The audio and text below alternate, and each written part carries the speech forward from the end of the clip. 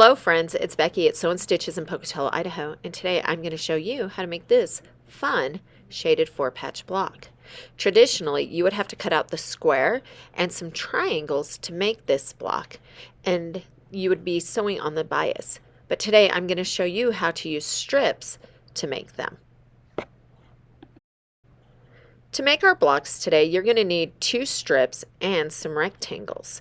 We're going to put these together a little bit like we do regular half-square triangles. Notice that my 2 strips are not equal in size.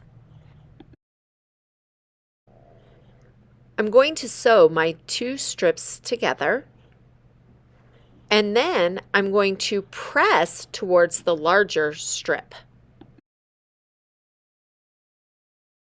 Then I am going to cut my long width of fabric strip in half so I have 2 identical sections. I'm going to place my 2 strips right sides together so that my dark red pieces are actually opposite of each other, just like this. I'm going to then cut my fabric into sets of 2. Once I've created my sets, I'm going to sew along the edge of the fabric.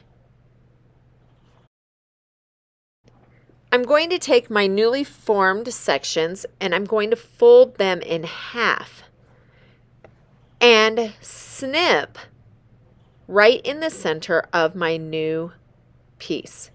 Okay, I want to make sure that I do not cut the stitch line. I'm going to open up my new block, and I want you to notice that the natural laying down position of my dark red fabrics kind of have them both pointing towards the center. That's why we snipped the fabric, so we can press those down to where they would naturally lie flat.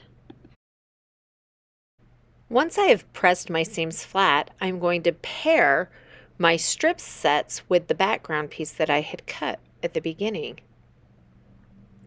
I'm then going to take my ruler and I'm going to draw some stitching lines.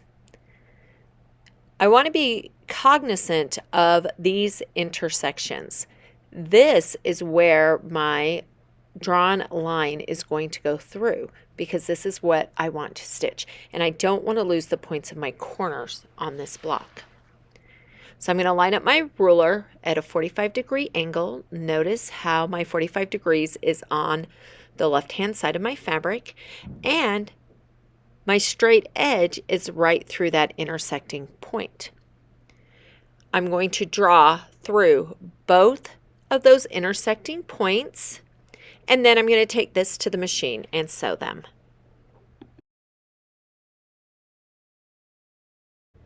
Once I have sewn both of those lines, I am going to trim them to a 1/4 inch. So I'm going to cut right through this. I can either cut through the center or I can trim them at exactly a 1/4 inch. I prefer to keep everything a 1/4 inch, and I will have very little waste in the middle. I'm then going to press towards my large white square and use my tucker trimmer to trim up my new block. So in this particular unit, I am going to trim it to 4.5 inches. So I have my half moon in the upper right hand corner to show that I'm using my 1/2 inch increments. Notice that my outer 4.5 inch line, that I do have fabric outside that line, so I have plenty to trim off to make sure that my unit is perfectly squared. My primary diagonal line is right there on the seam line between my white print fabric and my white background fabric. And then my 4.5 inch secondary diagonal line is going right through the point of my red square.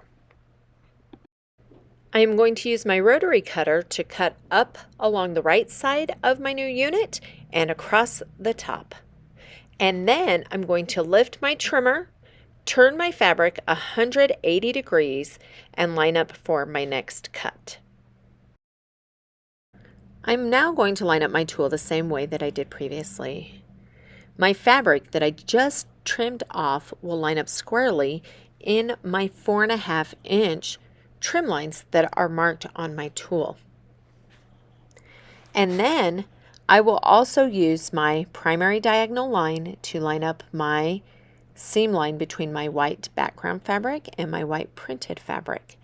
And of course use that secondary 4.5 inch diagonal line to mark the center point of my red square.